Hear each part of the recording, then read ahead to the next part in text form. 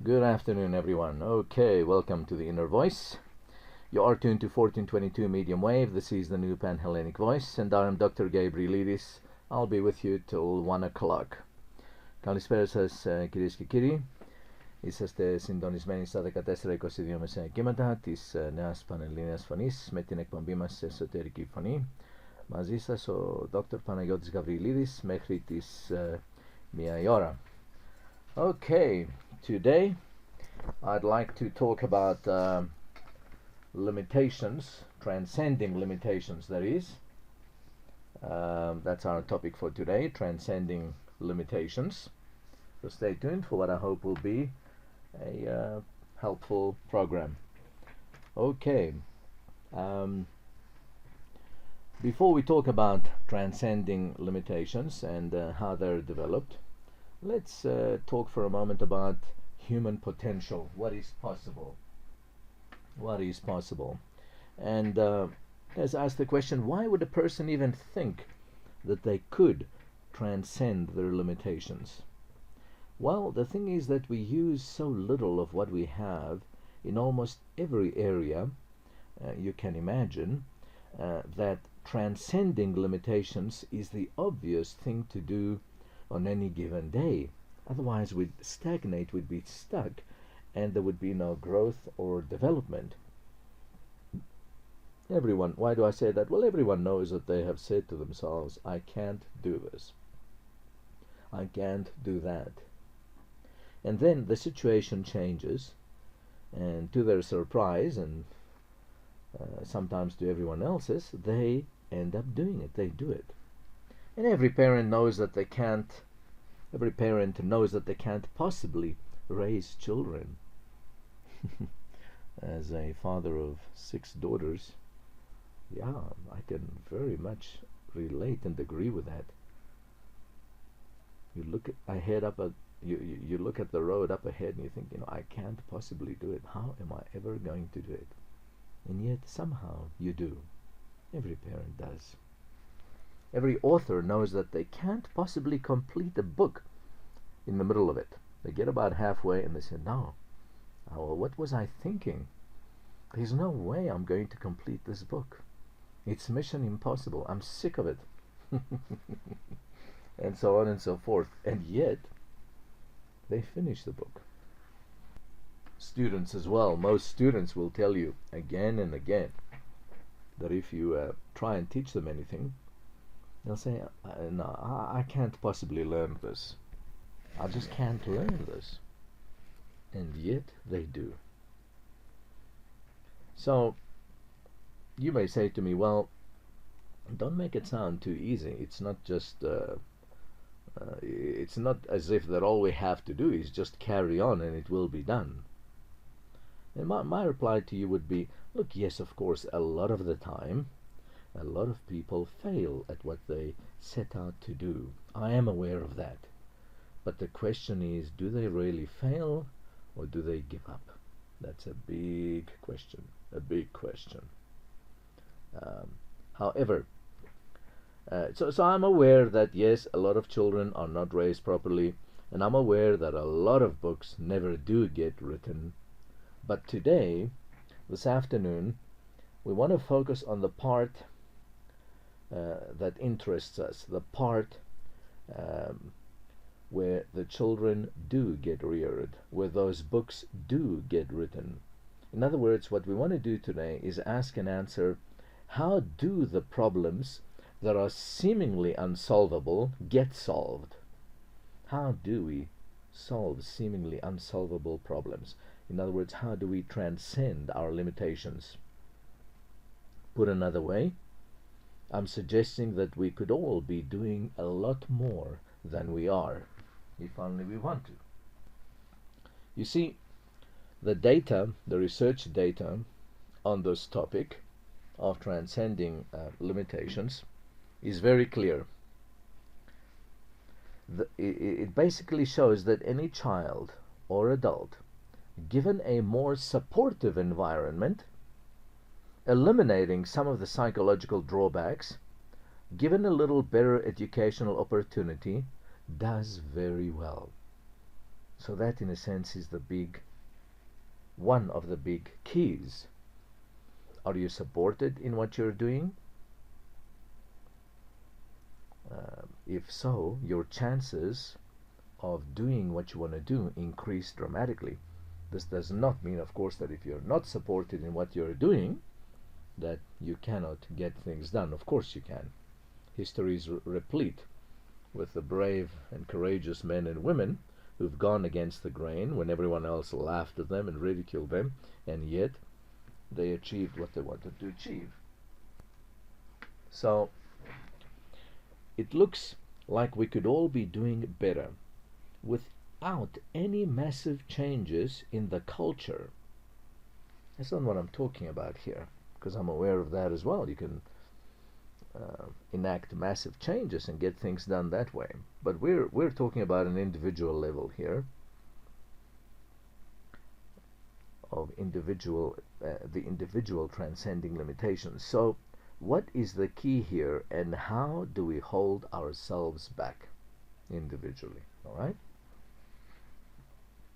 The key basically is our own image of ourselves, our own self-concept. That is so important.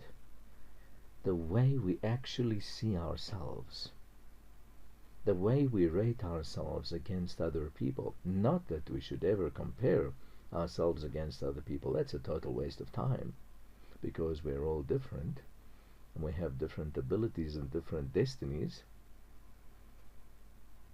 So we go around thinking, I'm not as good as so and so, or I'm only as good as this and that, or I'm better than so and so.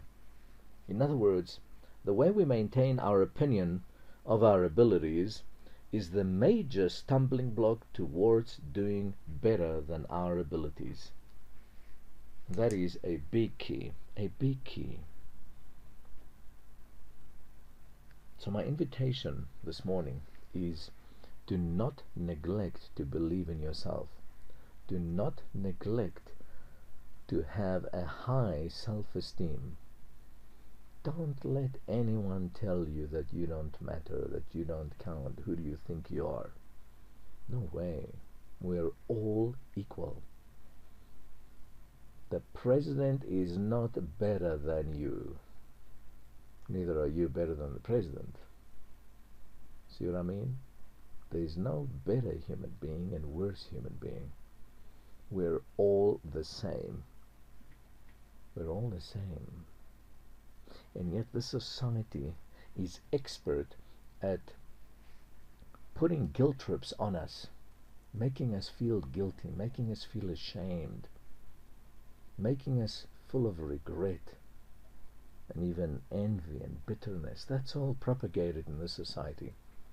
That's not going to help us. That's not healthy for us, okay? So you need to have a high opinion of yourself, not in an arrogant kind of way, in a stupid kind of way, no.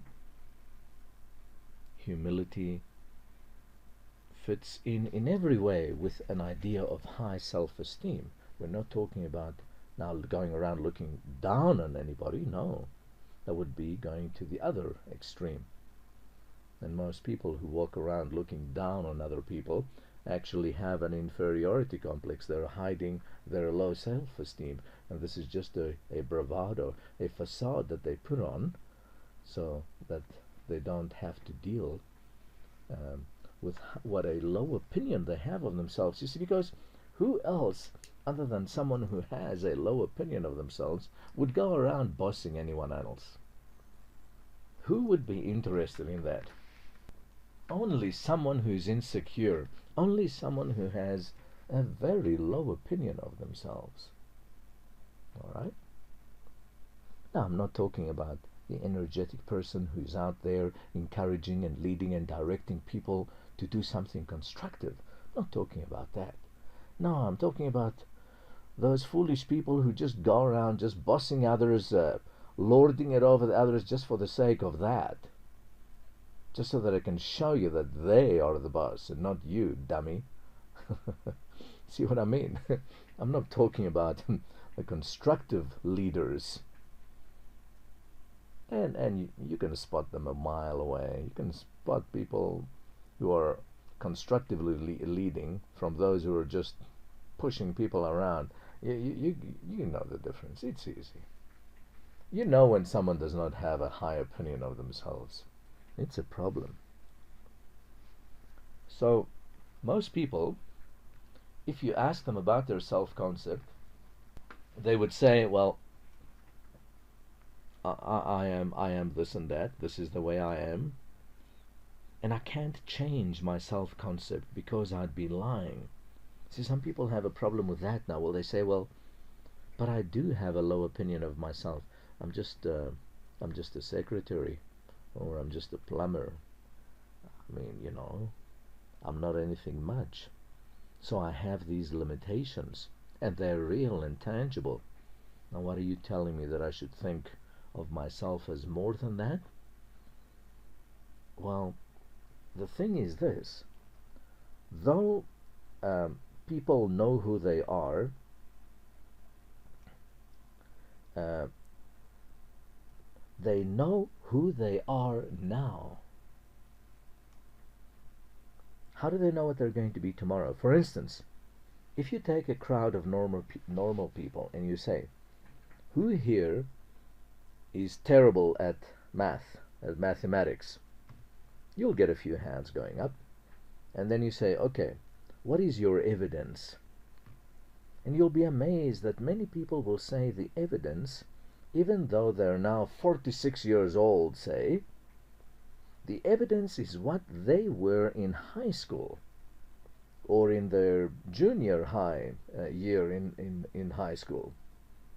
Maybe they got a D or an E. So they figure they must be terrible at mathematics.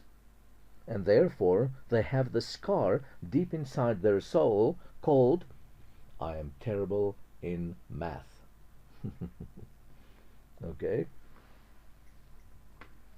Now if you simply get them to let go of the possibility, that's how you have to start, that they're not stuck in high school. If you say, well, did you change anything else since you were in high school? Are you maybe a little more mature in other ways?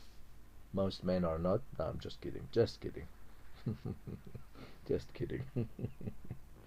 So you may ask, are you a little more mature in other ways? And everyone says, well, of course. High school was dreadful and I was immature then. Yeah, sure, I'm more mature now. And you see, then they begin to see, well, if everything else has changed, if I'm more mature now, if I can do things now that I could not do in high school, maybe, just maybe, without my noticing it, my ability to do reasoning and mathematics has changed as well. Aha. And that's what we want. That's what we want. I've had case after case after case of people telling me, I did go back to school. I'm in accounting class now. Or I'm in a computer programming class. And I just got an A on the final in math. Yours sincerely, I used to be bad in math, Jane. See, time after time, as a healer, I see people changing and doing things they thought they could not do. Time after time, I see it. It happens all the time. I'm using an aphorism here, an example. Just because you were bad in math, or just because you were not good in anything, you fill in the blanks, yesterday or last year or 10 years ago, does not mean that that is still the case. So what I am saying is, one way we can transform our self-concept is, rather than saying, I am bad at mathematics, or I am a bad parent, to say, I used to be bad at math. I used to be a bad parent. Now, today, I'm a new person with a new opportunity to be who I choose to be. You see, as soon as you say, I used to be, you're telling a powerful truth. You have evidence that you used to be this and that. But it doesn't mean that you have to be that in the future.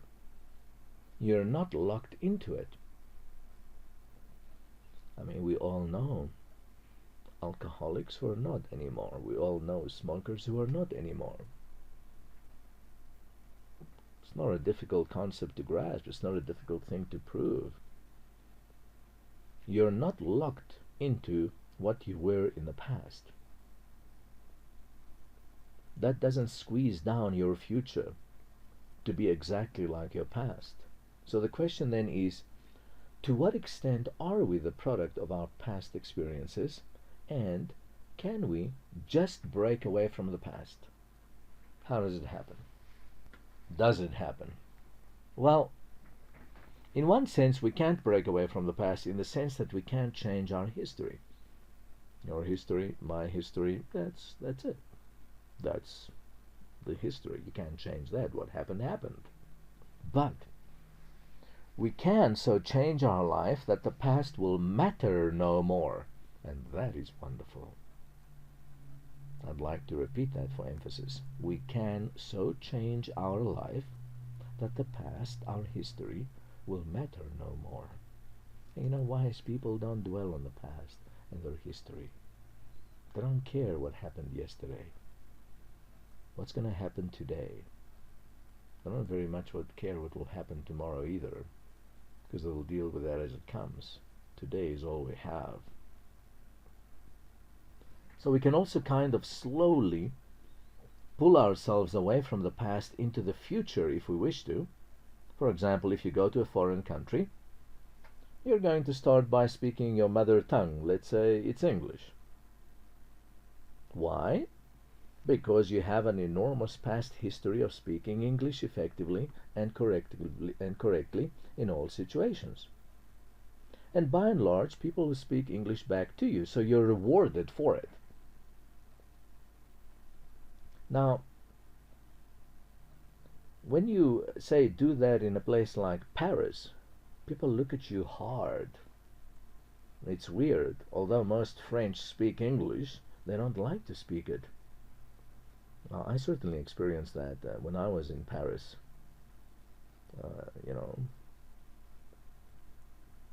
They don't like speaking English, although they can.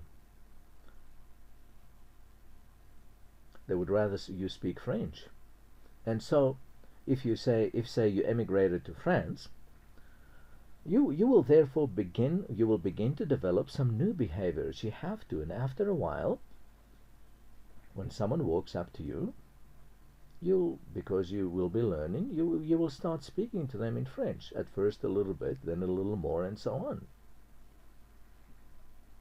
Now, you haven't lost your English, you haven't given up your past or your history, you haven't become a totally new human being, yet you are not who you were before you learned how to speak French, that's for sure.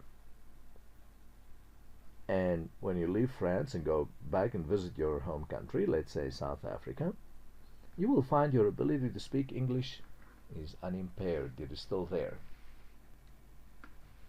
Okay, now, let's go back to when you were a baby. Were you born with the ability to speak English or anything else? No. At first you babbled, like all of us, right? You babbled, and maybe not too well at that, perhaps. But eventually you learned your language. Let's say it's English. Now, are you less capable of learning now than when you were 2 years old? You may say, yes, I suspect I am. In fact, I'm sure I am. Languages are hard for me. For many people, languages are hard for them, so this is why it's a good example to talk about. And to that, we may reply, okay, so when you were 2 years old, you were able to learn a language. Now, of course, you were taught in a much more healthy and sane environment than you were in school, because you had people who loved you, and you had lots of practice, and they didn't push you beyond what you could do in a given day, and you had lots of rewards, isn't it? Oh, look, the baby is saying daddy. Oh, how cute. My little grandson has just learned to say Hello, Debbie. It's been very few words, but those two words he's learned, hello and Debbie. Debbie is my third daughter's name. He sees her often and speaks with her often, so he enjoys it. He whenever the phone rings, it doesn't matter he doesn't know who's calling. He just picks up the phone and says, "Hello, Debbie." And of course, my daughter Debbie loves it. She now calls the house 20 times a day just to hear him say, "Hello, Debbie." Very endearing little children are. Very endearing. Okay, let's go back to our example of learning a language as an adult.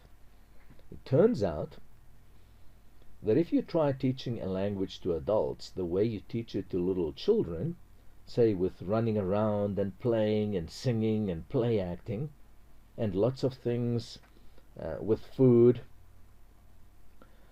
adults learn a language in 1/5, 1/6, 1/8 of the time than our conventional educational system says it takes.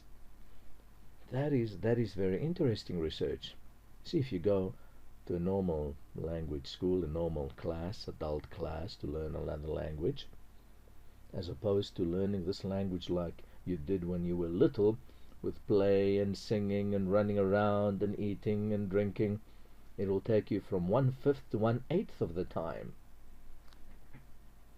And so now this method has caught on with adult education, and they've given it a name. They call it accelerated learning, or the Lozanov method. Lozanov, Lozanov method, or super learning is another name for it. See?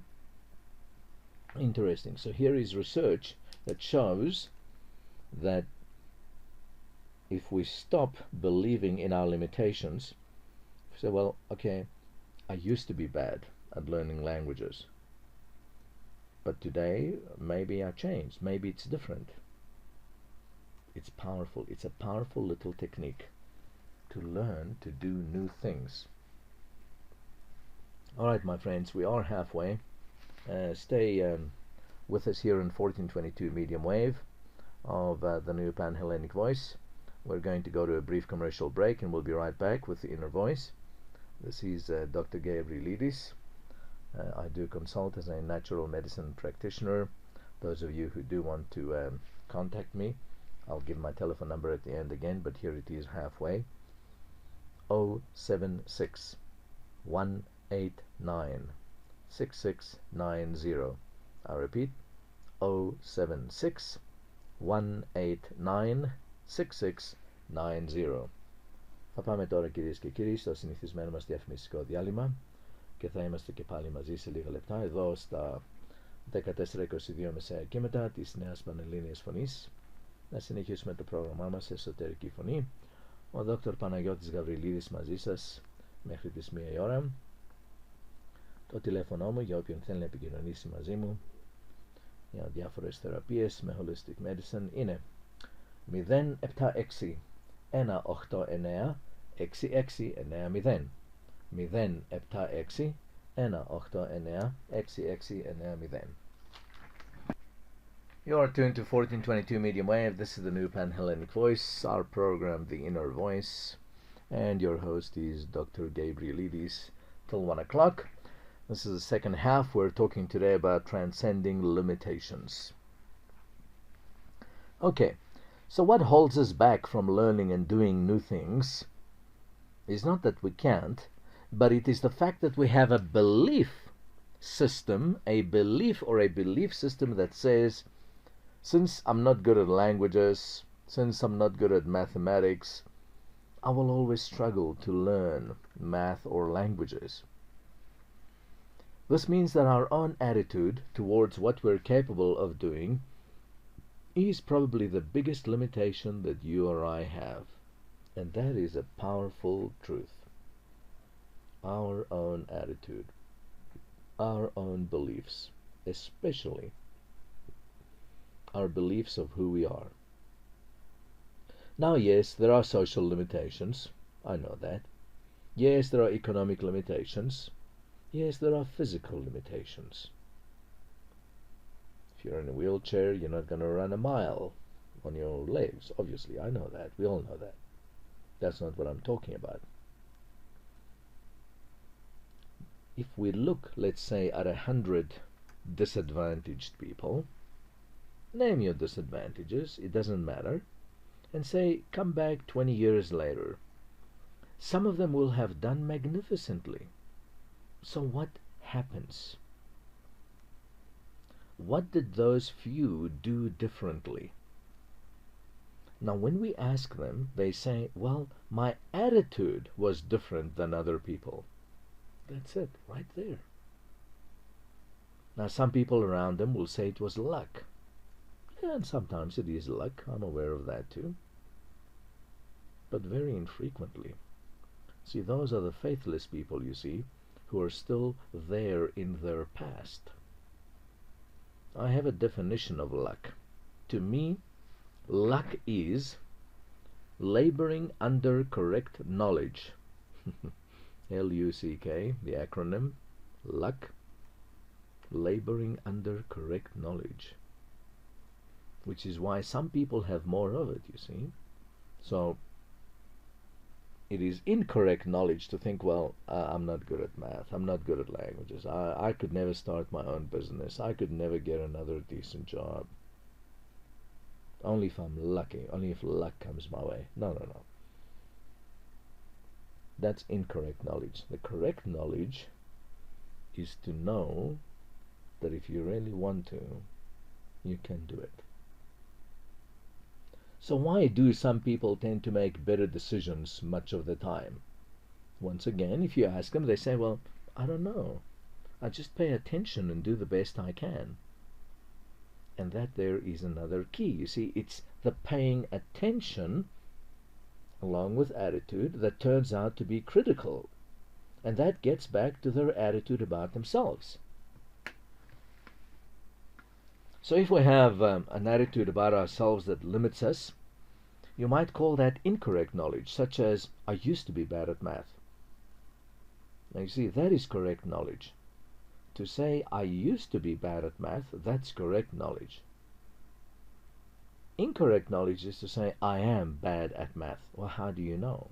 When last did you try? And under what circumstances did you try and learn, you see? I don't know what will happen in the future is correct knowledge. See, that's correct knowledge. None of us knows what will happen tomorrow. But saying, I am bad at math, and don't you try and teach me anything, that's incorrect knowledge. Saying, I am a bad husband, I'm a bad wife, I'm a bad parent, I'm overweight, which is the polite term for fat, saying I can never lose weight, I can't control my ... you fill in the blanks, whatever it is. See, that's incorrect knowledge. Any attitude in any area of life can be changed. See, if you look at drinking, smoking, doing cocaine, all of these attitudes are extremely destructive and affect virtually every behavior. So in the end, it looks like as if we're playing generations.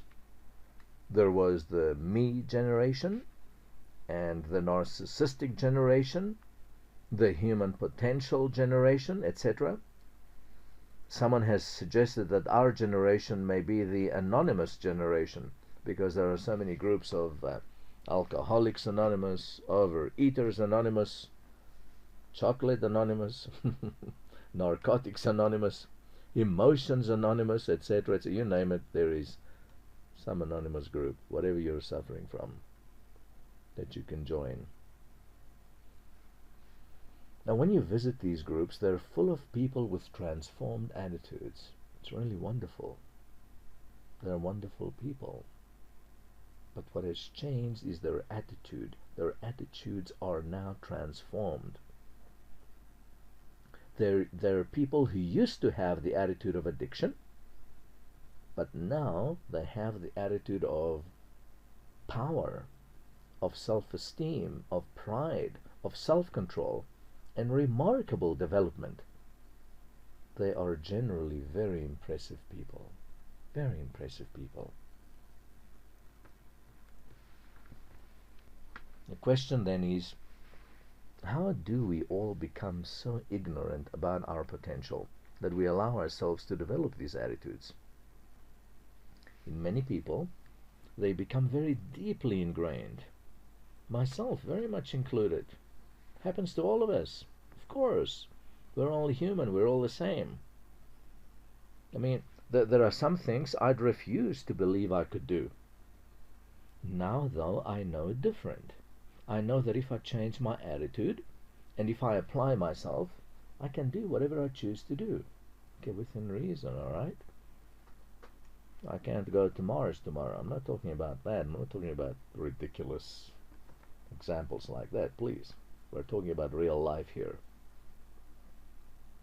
Okay? Now, if you go to a kindergarten class and you say to any kindergarten teacher, you ask them, say, what percentage of the kids in this class can learn to play a musical instrument? The answer from any kindergarten teacher is 100%. All the little children can learn to play a musical instrument. 100%.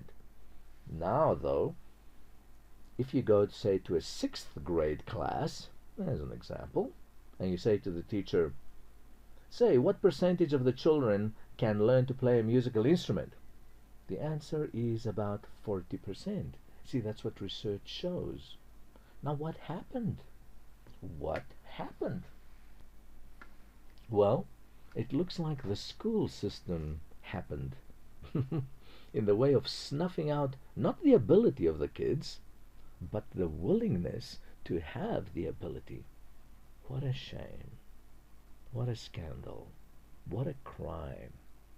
To make someone believe that they can't do anymore. What a crime. What a crime to take someone's hope away. That is really, to me, that is right there along with murder and rape, etc., etc. That's a horrible crime. How dare we go about taking hope away from people, threatening people, terrorizing people, intimidating people? How dare we? That is so wrong. That is so wrong. And I tell you, the school systems, by and large, are experts at doing that. Smashing down your hopes, your ego, your self-esteem, you know? Now, if you wanted to, if you turned it around and got one of those kids who think, I can't play no musical instrument, I got no talent, I can't practice, I hate to practice, or I'm tone deaf, the ultimate, and you see, this is the ultimate safety from learning any music, of course. But if you take that child or that adult and simply get them to let go of those attitudes that you're not worth it, who do you think you are, shut up, be quiet, you're just a dummy, man, you'll never get a better job, you'll never get a decent husband, you'll never get a decent wife, you're just a dummy. You see, if you take people like that and you get them to let go of those attitudes that are so deleterious, so destructive, then you see they can learn to change. They can learn to play a musical instrument. Not as quickly as a kindergartner, but almost. The difference is negligible. Amazing, eh? It's that kind of letting go, you see, and taking up a new attitude that I find very exciting, and so should you. In other words, what I'm saying is, it doesn't matter how we got the attitude. That's your history. Forget it. Learn from it and go past that. No matter what happened to us, our parents may have beat it into us, for example, if our parents didn't like us. Doesn't matter. That was then. This is now. Now it is possible to change these attitudes. So if it's possible to learn a new language by living somewhere else, If it's possible to learn to drive, say, an automatic or a manual, if you've only driven an automatic, if it's possible to learn a computer, clearly we're capable of learning many new things. Clearly. Therefore, if we look back at the things we've decided we can't learn, that's just an attitude. See, that's my big message today. It's just an attitude. I'm a white man living in South Africa. I'll never get a better job. No, it's just an attitude. I've always been broke. I'll continue to be broke. Or, blah, you'll fill in the blanks. Poor me. Now, you see, that's just an attitude. It's just a false belief system. So sometimes changing your attitudes is different because of the emotional attachment as well. It's not just simple learning. See, you have to let go of something that you may have a very strong emotion about. That's also a big factor. What is your emotional attachment to your problem?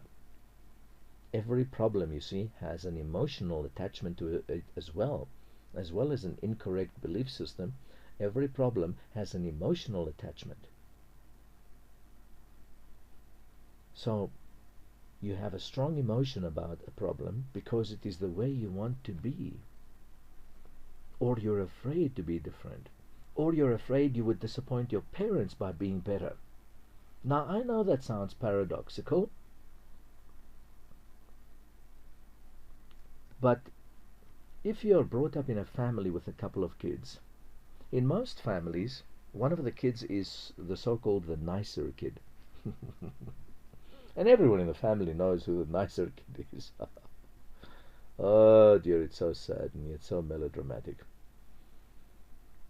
One of the kids is always smarter, and everyone knows who that is too. And you see, after a while, if you are not the nice one, you don't get out of line. You see? Whether you are the nice one or the not nice one. In other words, the label that you have been given, nice kid, smart kid, bad kid, black sheep of the family kid, you see, you tend to become that.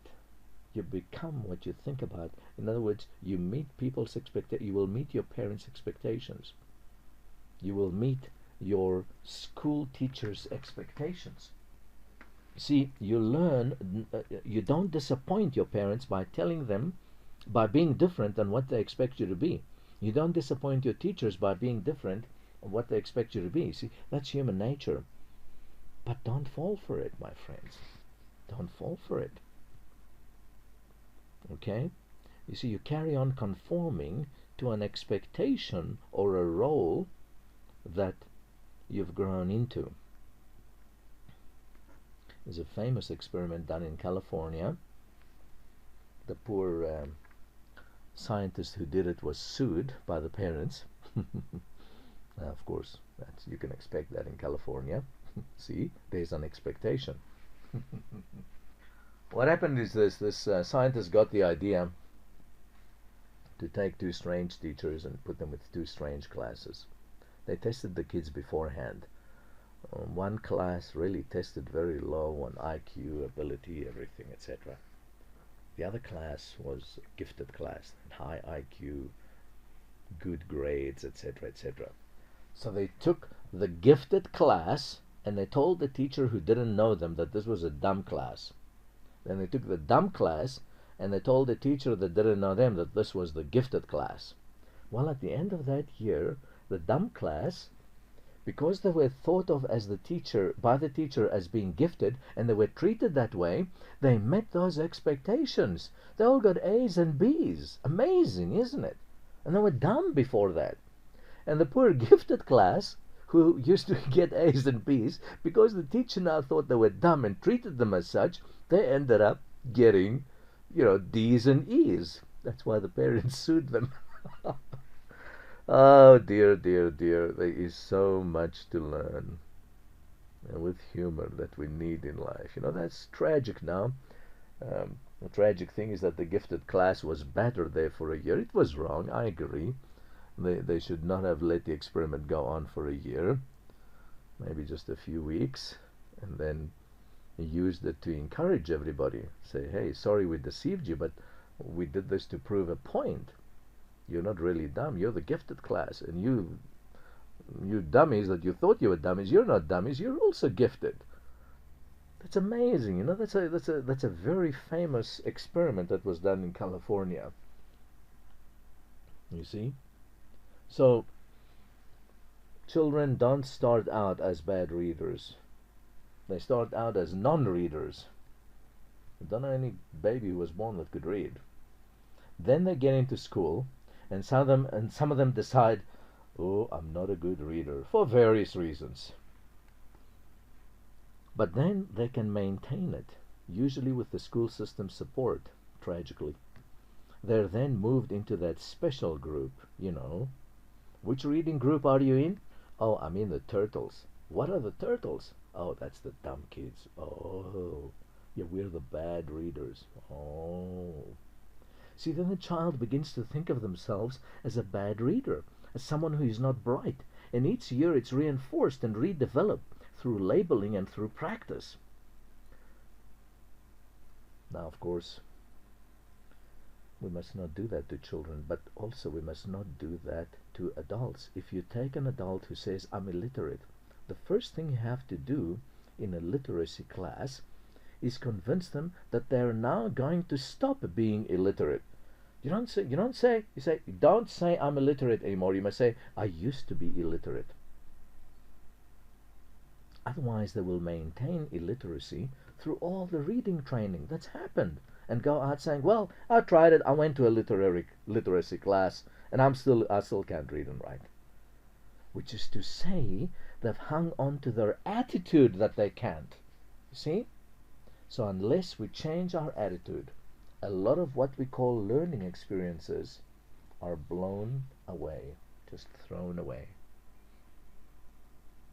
Once again, there are so many more things I wanted to share with you, but we have run out of time.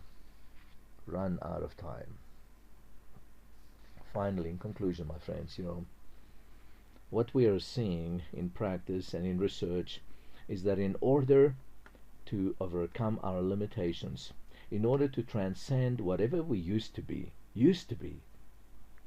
because at least you're going to be older, we know that one, it takes intention, it takes a little bit of information, and it takes reminding yourself again and again and again. This is the secret. Okay?